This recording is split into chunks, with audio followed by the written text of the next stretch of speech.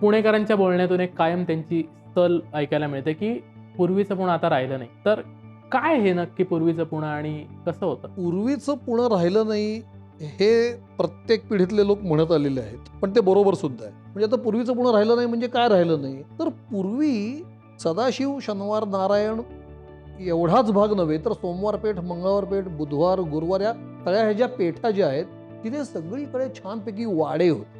वाडा संस्कृती होती. ही आम्हाला सगळ्यांना चक्क आठवते. म्हणजे आता वाड्यात दृश्य कसं असायचं की एका वाड्यामध्ये साधारणतः 30-40 बिऱ्हाडं असायची. सगळी मुलं अंगणात संध्याकाळी खेळायला येणार, कोणी कोणाच्या घरी जाऊन गप्पा मारायला बसणार, कोणी कोणाच्या घरी जेवायला जाणार.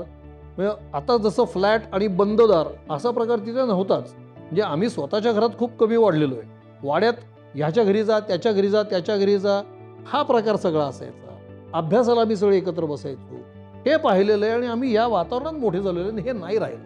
म्हणजे मी ज्या ठिकाणी राहतो मला त्या बिल्डिंगमधल्या लोकांची नावं पण अजून माहीत नाही, पण वाड्यामध्ये आम्ही ह्याच्या घरी गेलो, तिथेच जेवलो, तिथेच झोपलो.